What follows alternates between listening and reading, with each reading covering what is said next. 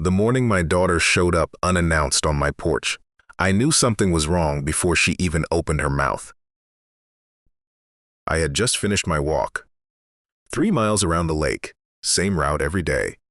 Past the old Methodist church, past the bend where the mountains catch the early light and go gold for about 15 minutes before the moment passes. At 67, that walk was one of the last things I owned completely. My wife had passed 3 years earlier. The house was paid off. My mornings were mine. And then I turned up the driveway and saw the silver SUV. I recognized it immediately. There was a dent near the back wheel, the kind you get when you back into a fire hydrant at a Christmas party and spend the next 2 years refusing to fix it. It belonged to my daughter. She was standing on my porch in a camel-colored coat I had never seen before, the kind of coat that costs enough to make a statement. Her husband stood half a step behind her with a leather portfolio tucked under his arm like he was about to close a business deal. They had not called, they had not texted. They were just there. "Dad," she said, smiling too brightly, "we were just about to give up on you." I looked from her face to her husband's face, and then back to the dent in the SUV. "Did I know you were coming?" She laughed softly. "It's a surprise. A good surprise. Can we come in?" I opened the door because she was my daughter. I put on coffee because my mother raised me to offer something warm before asking hard questions. And while the coffee brewed, I watched them settle at my kitchen table like they had rehearsed it. My daughter sat on the edge of her chair. Her husband set that leather portfolio down with a thud that was a little too deliberate. And right then, before a single document was produced, something in my chest went quiet in the wrong way. My daughter folded her hands together on the table. "Dad," she said, "we bought a house." I set the coffee pot down slowly. I waited for the rest of the sentence. "In Biltmore Forest," she added. That stopped me cold. Biltmore Forest was not where people like my daughter and her husband bought houses. Not on their income, not on his inconsistent commissions and her mid-level salary. The lawns in Biltmore Forest were professionally manicured. The garages held 2 cars minimum, sometimes 3.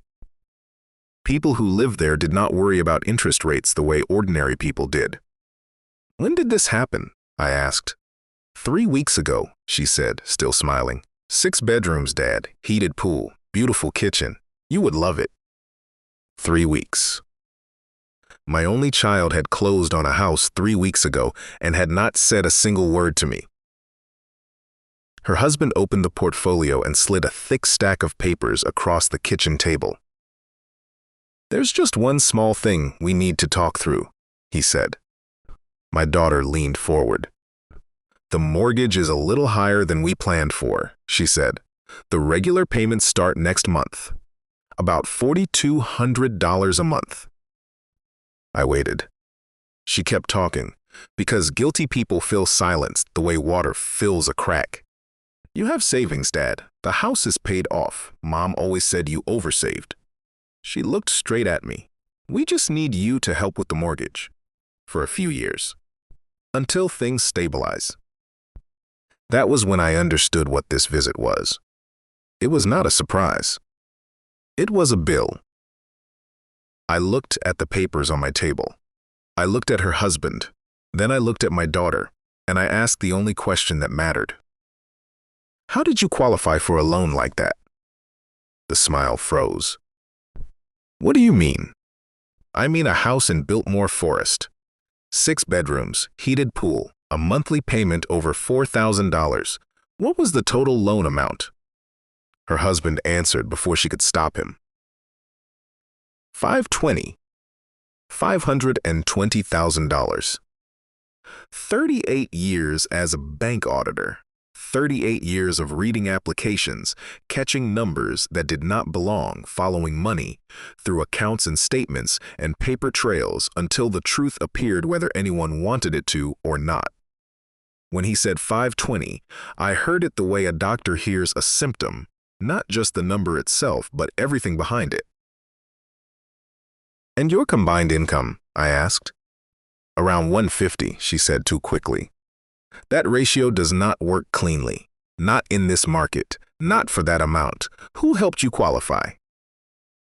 The silence that followed was different from any silence I had heard in that kitchen before. Her husband looked at the folder. My daughter touched the necklace at her throat, the same nervous habit she had at 16 when she was hiding something, and at 23 when she wanted to ask for money, and apparently now, at 34, when she had done something she could not take back. "We had help," she said. "From who?" "A family member." "Which family member?" She did not answer. So I reached across the table and pulled the top page from the stack. Her husband's hand twitched, but he did not stop me. I found the signature page.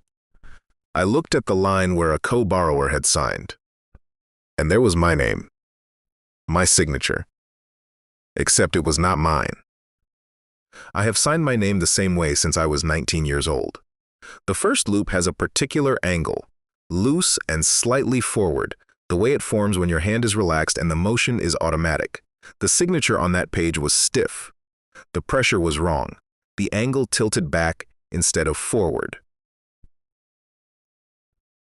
It was close enough to fool someone who had only glanced at my signature once. It was not close enough to fool me. I looked up at my daughter. She started crying before I said a single word. "Dad, I can explain. You forged my signature. It was only to get the loan. You put my name on a $520,000 mortgage." Her husband stood up. His voice shifted into something colder and more rehearsed, like a line he had prepared for this exact moment. "We're family. Nobody needs to use the word forged." I pushed the papers back across the table. "Get out of my house." After they left, I locked the front door. Then I stood in the hallway and listened to the SUV pull out of the driveway. And I felt something I had never once felt toward my own child in 34 years. Fear. Not anger, not grief. Fear. Because what was spread across my kitchen table was not a family argument. It was not a misunderstanding between people who loved each other and handled money differently. It was evidence, and I had spent 38 years knowing exactly what evidence looked like, what it meant, and what it could do to a person if they did not move fast enough. I went back into the kitchen. The coffee was cold. I gathered every page from that stack, carried them into my office, and started scanning them one by one. I did not sleep that night. By 2 in the morning, I had read enough to understand the damage was significantly deeper than I had first realized. I was not listed as a cosigner. A cosigner steps in only if the primary borrower defaults. That would have been bad enough. But I was listed as a co-borrower, which meant I was equally responsible for the debt from the first day of the loan, regardless of whether I had agreed to anything. The application also claimed I had rental income from a property I did not own. It listed a savings account at a bank I had never used. My social security number was correct. My date of birth was correct. My address was correct. And there were other signatures too. A notary seal. A loan officer certification. People who had put their professional stamp on a document swearing they had witnessed me sign. People I had never met. In a room I had never entered. This was not an impulsive decision made in a panic. This had been planned. I made copies of everything. I created folders on my computer with dates, names, and amounts.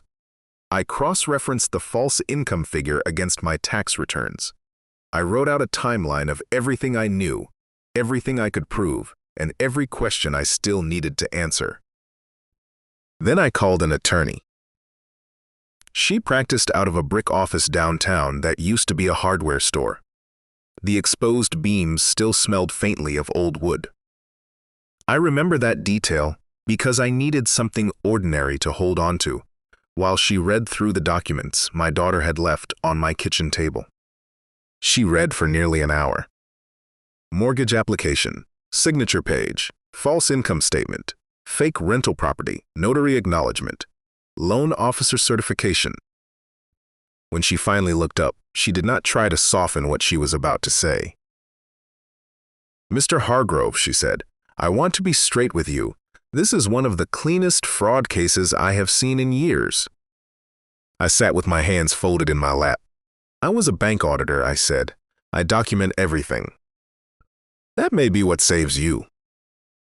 She leaned back and told me what I had been trying not to think about since I saw that forged signature the morning before. "This is not a family dispute," she said. "This is your name, your credit, and your retirement being used without your consent. If these documents are what they appear to be, your daughter and her husband may be looking at identity theft, mortgage fraud, and elder financial abuse. These are felonies." For a moment, I was not in that office. I was watching a 5-year-old run barefoot across the front yard in a yellow dress, laughing so hard she tripped over her own feet. I was at her wedding, watching her walk toward a man I had tried to trust. I was holding her mother's hand in a hospital room, thinking at least our girl would be okay. Then I saw my name on that mortgage application, the fake signature. My retirement savings, my credit, my good name, everything my wife and I had spent 38 years protecting, being used as the foundation for someone else's lie. My attorney watched me for a moment. "If we pursue this fully," she said, "your daughter could face prison time. Are you prepared for that?" I did not answer quickly. A father should never have to prepare himself for a sentence like that. There is no version of parenthood where you practice hearing those words and deciding whether to say yes. But I thought about the mortgage. I thought about the notary who had signed a form certifying he watched me do something I had never done. I thought about what would have happened if I had been a different kind of man, one who trusted his daughter completely and never looked at the fine print. I would have been destroyed quietly. "She did not ask me for help," I said finally. "She stole my name. So yes, I am prepared." My attorney had warned me what was coming. "They will sue you first," she told me at that first meeting. "They know you have the documents. They know you found the forged signature. Their only move now is to get their version on the record before yours." 3 weeks later, a deputy knocked on my front door with a thick envelope. I already knew what it was. My daughter and her husband were suing me for $850,000. $850,000. Not $50,000. Not a desperate, embarrassed attempt to recoup what they had spent. $850,000 from a 67-year-old widower whose only offense was saying no to a crime. I sat at my kitchen table and read through the complaint. They claimed I had made an oral promise to help pay for the house. They claimed they had built their life around my commitment. They claimed my refusal had caused them severe emotional distress. Then came the itemized damages, the unpaid mortgage, the lawn service, the pool maintenance, country club fees, private school costs for children they did not have.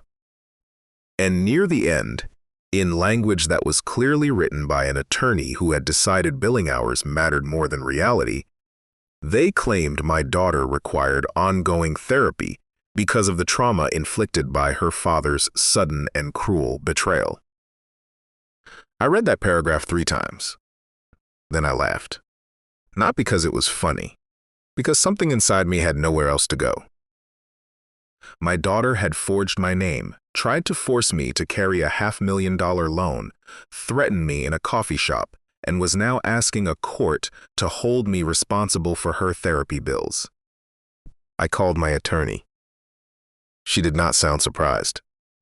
Within 72 hours, she filed our response. No settlement, no quiet compromise, no paying them to disappear. We filed a full counterclaim for fraud, identity theft, and elder financial abuse.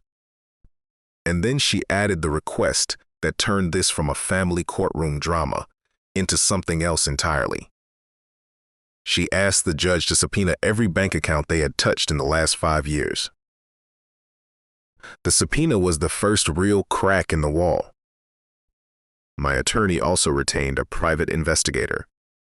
He was a quiet man in his late 50s, retired from the FBI's Financial Crimes Division. The kind of person who could sit across from you for an hour and make productive use of every silence. He worked out of his home, had a regional sports team calendar pinned crookedly to his wall, and looked like nothing about him would ever appear in a courtroom. What he found was devastating.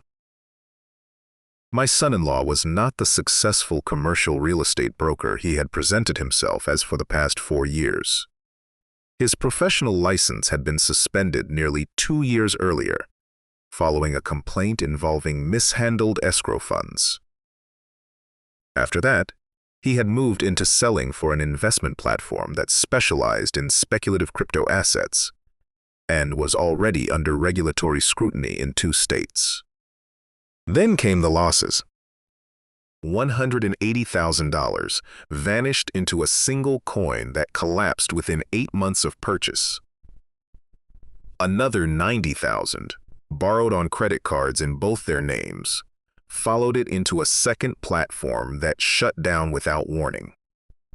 By the time they sat at my kitchen table with that leather portfolio, they were nearly $300,000 in debt and accelerating.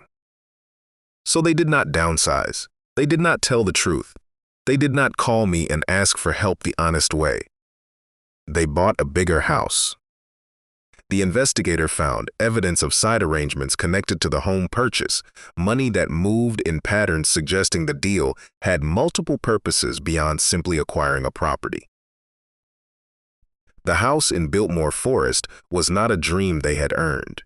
It was a machine they had built to keep a lie in motion for a few more months. And my name was the missing piece they needed to make the machine run. My perfect credit, my paid-off house, my retirement savings, my 38 years of honest banking history. They used me because they were certain I would never look closely enough to understand what they had done. When the investigator handed me his report, I asked him if he had encountered cases like this before. He nodded once. More than you would think, he said, and almost always with parents, because parents are the last people anyone expects to prosecute. That night I called my attorney and told her to add identity theft to the counterclaim. Every charge we could file, I wanted filed. The months before trial were quiet in the particular way a house is quiet when a storm has already passed, and you are still checking the ceiling for leaks. My daughter called me twice. The first time was near Thanksgiving. I did not answer. She left a voicemail that began with crying and ended with something much colder.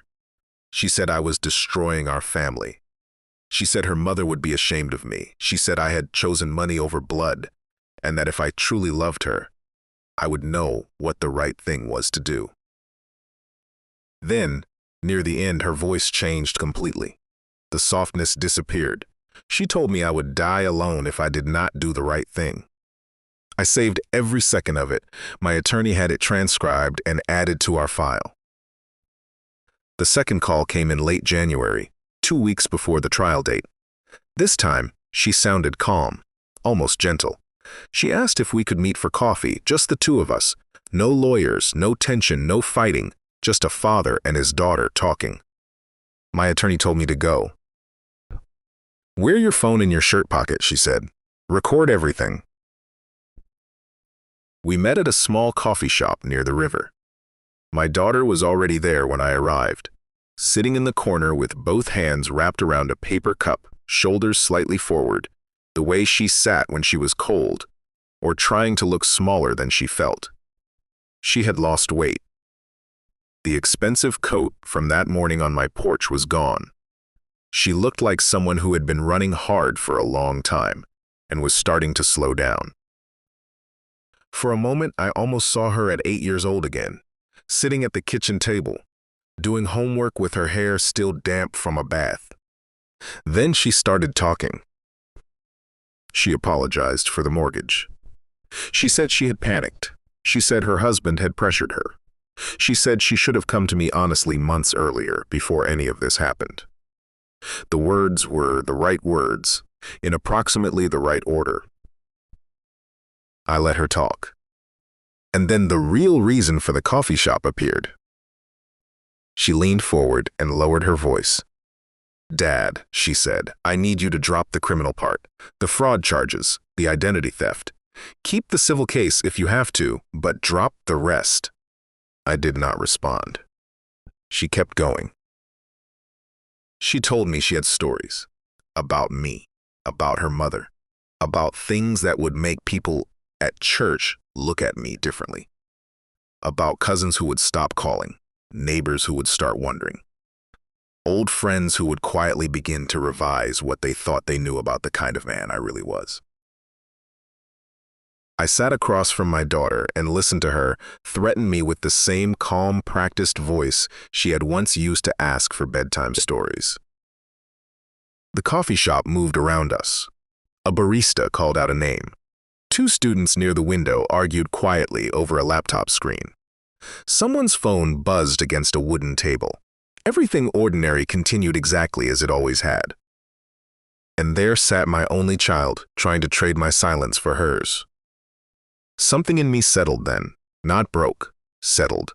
The way a scale finally levels after years of being pushed too far in one direction. "Sweetheart," I said.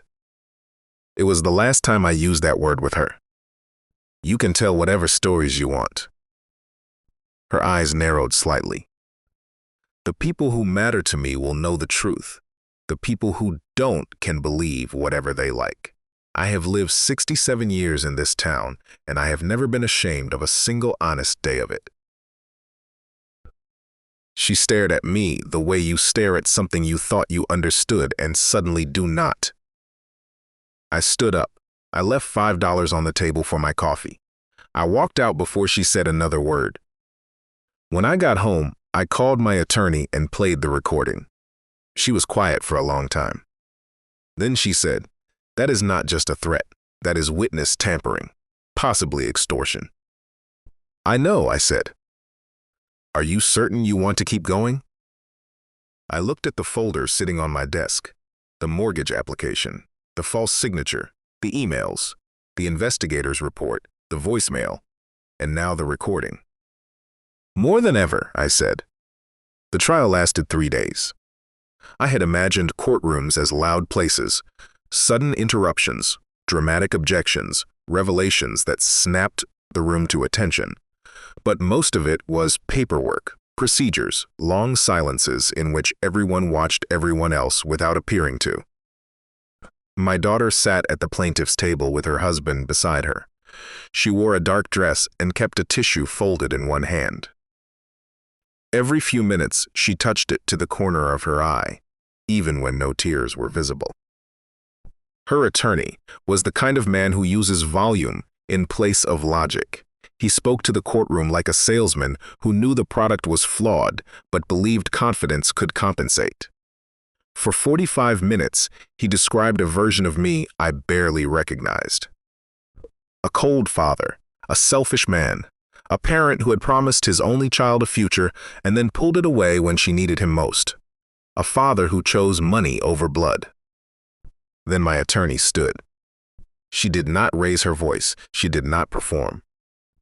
She walked to the projector, loaded the first document, and placed the forged signature on the screen. Then she placed my real signature beside it, taken from a deed I had signed decades earlier, certified and verifiable. The room went quiet. She did not call it a forgery. She did not need to. The difference was visible to everyone present. Then she moved through the evidence one document at a time.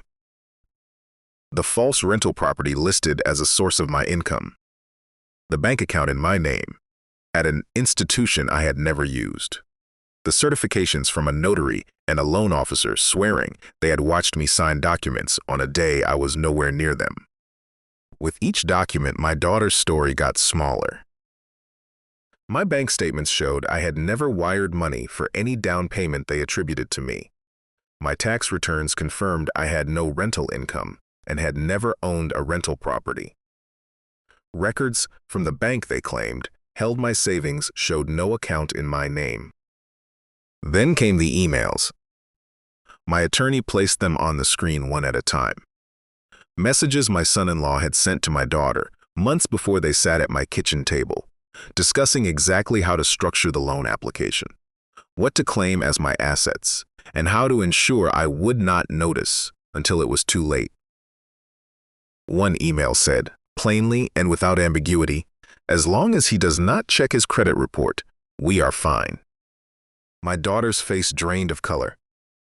Her attorney stopped writing. My attorney let the words stay on the screen for long enough that every person in that courtroom understood what they meant and who had written them. Then she played the Thanksgiving voicemail. My daughter's voice filled the room, the crying, the blame, the claim that her mother would be ashamed of me, and then, near the end, the cold, rehearsed warning that I would die alone if I did not do the right thing.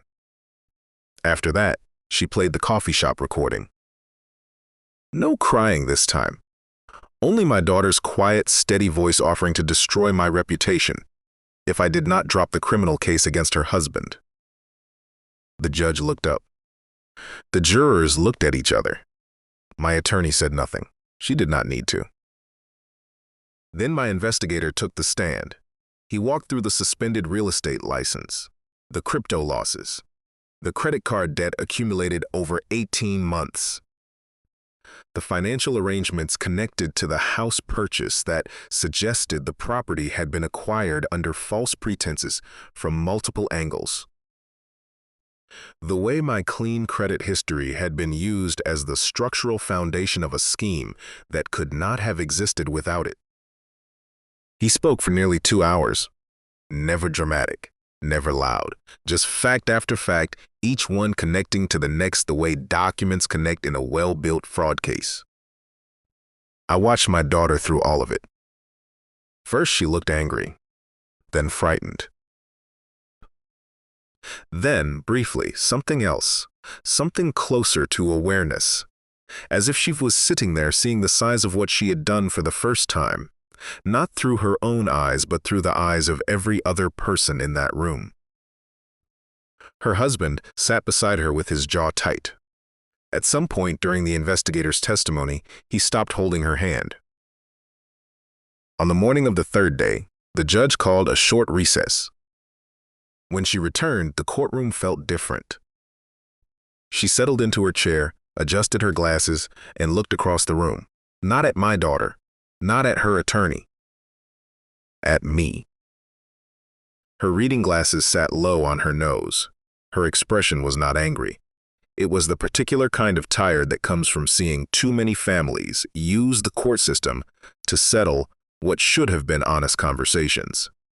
She had probably sat in this chair through dozens of cases like this one, and the weight of that showed in a way she clearly had no interest in hiding. "Sir," she said, "I am going to ask you one question. I want a direct answer." I stood. "Yes, Your Honor." The room went completely still. My daughter's attorney leaned slightly forward. My daughter looked at the table in front of her. Her husband kept his jaw pressed shut, as though willpower alone could still change what was about to happen. The judge looked directly at me. "In all your dealings with your daughter, going back to the day she became an adult, did you ever sign a single document agreeing to pay her mortgage, her debts, her bills, or any financial obligation on her behalf?" I took one breath. I wanted every word to land exactly where it needed to land. "No, Your Honor, not one." Then I added the part that mattered, because the truth was not just one sentence. "I raised her. I paid for her education. I contributed to her wedding. I helped her buy her first car. Every one of those things was a gift, freely given because she was my child and I loved her. But I never signed a document promising her my retirement. I never agreed to carry her mortgage. And I never gave anyone permission to put my name on a loan application.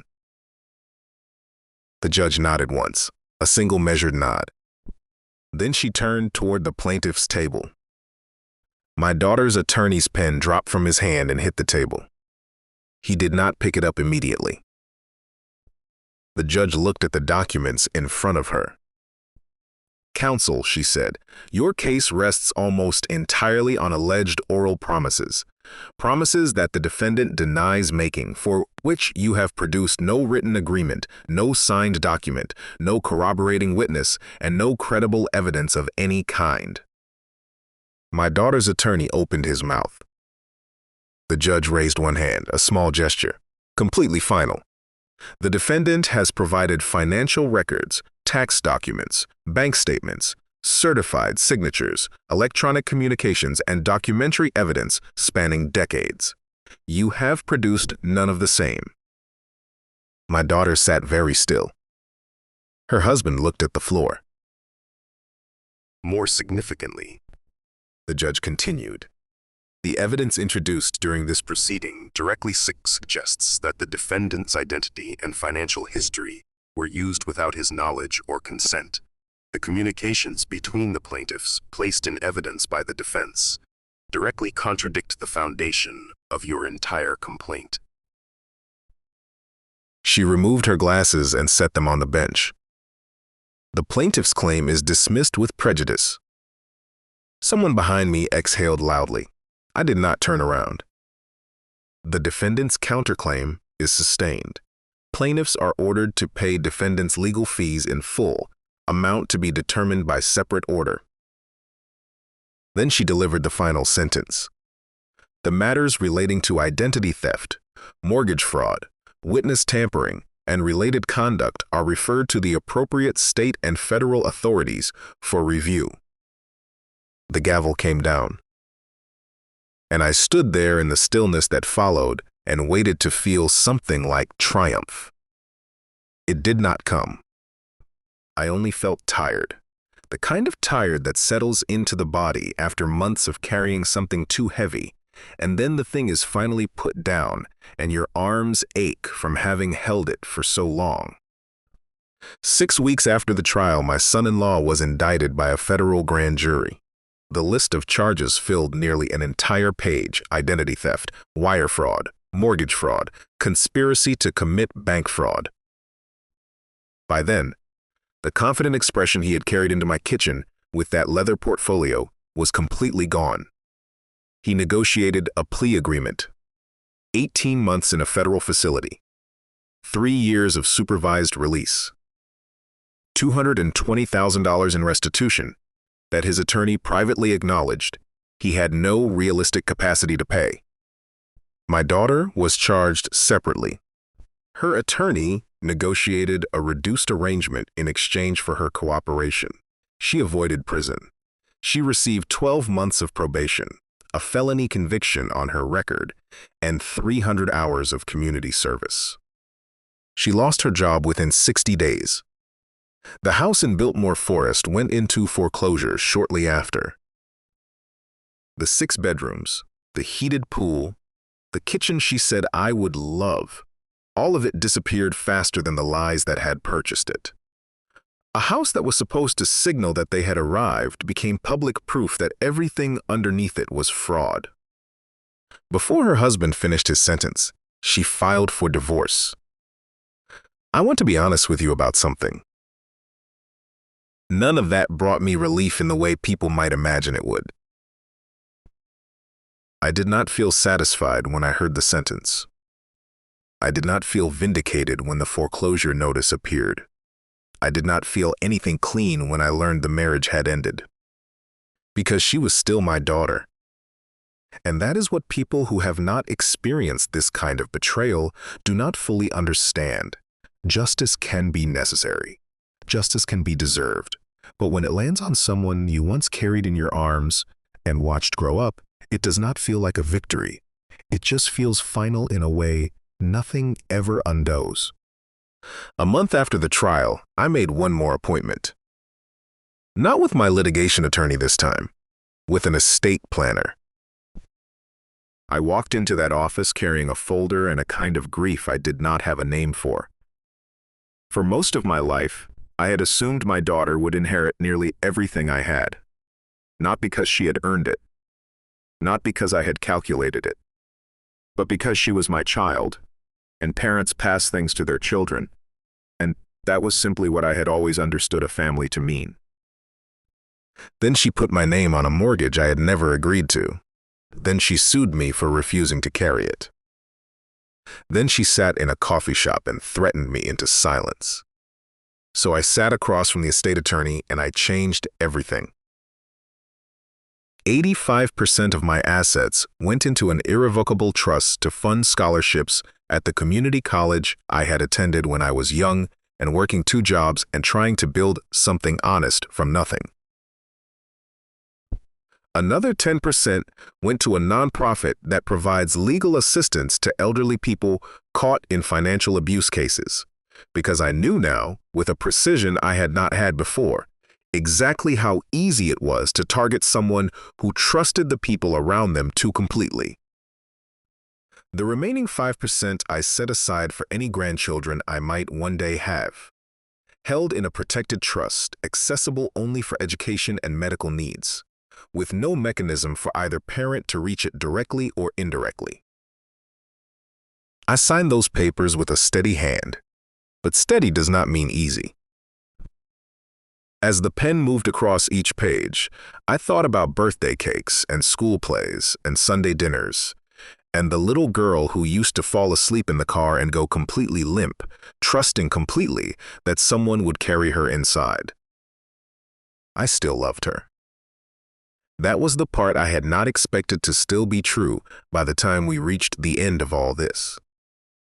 But I had also learned something I had never wanted to know. Love and access are not the same thing, and I could love my daughter from a distance without giving her another opportunity to reach my life. 14 months after the trial, a letter arrived in my mailbox with no return address. I recognized the handwriting before I opened the envelope. My daughter wrote that she was in counseling. She wrote that she was beginning to understand the shape of what she had done, not just the crime, not just the legal consequences, but the particular kind of damage that happens when a person looks at their own parent and decides that a good name and 38 years of careful saving are simply resources available to be used. She did not ask for money. She did not ask to come home. She did not ask me to fix anything. She asked for one phone call. Just one. She said she did not expect forgiveness. She did not even expect a relationship. She only wanted to say, in her own voice, without lawyers present, that she was sorry and that she understood she had no right to expect to be heard. I read the letter 3 times. Then I folded it carefully and placed it in the drawer beside the original mortgage documents, the deed to my house, and the certified copy of the court's judgment. I have not called her. I have not thrown the letter away either. Maybe someday I will pick up the phone. Maybe I will not. I have stopped trying to know which one will happen, because the honest answer is that I do not know, and I have decided to stop pretending certainty I do not have. People want clean endings. They want the father and daughter back on the porch together, crying the right tears, starting over before the light fades. And I understand that. There is comfort in a story that closes completely. But real life is not always that generous.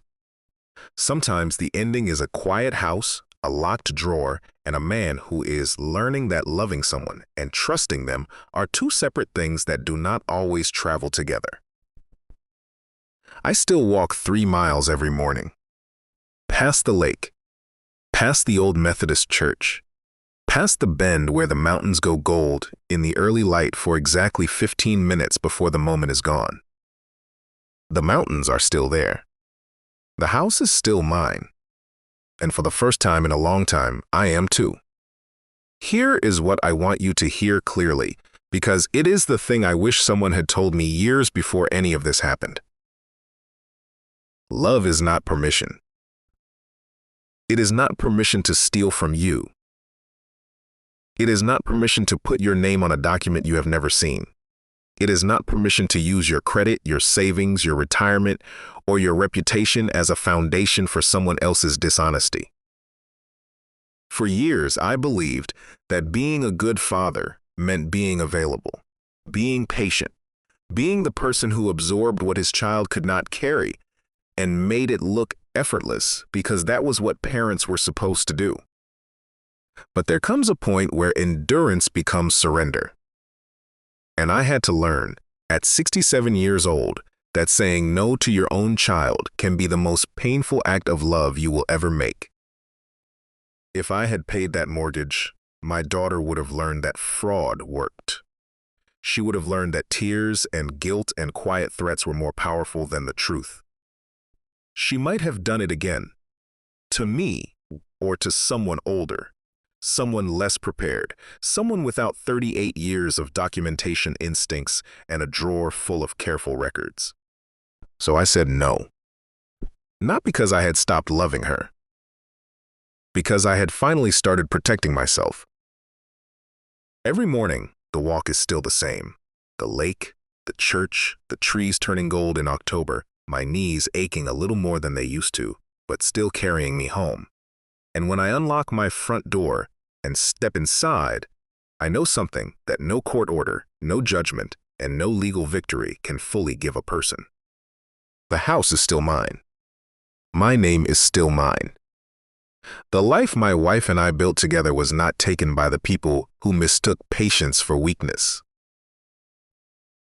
If this story stayed with you, subscribe to Eamon's Revenge Stories and leave a comment below telling me what you would have done differently. Would you have confronted her the moment you saw that signature?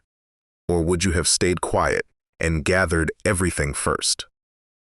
Stay with us for the next story, because sometimes justice does not announce itself. Sometimes it simply says no. And this time, my no was the one thing they could not forge.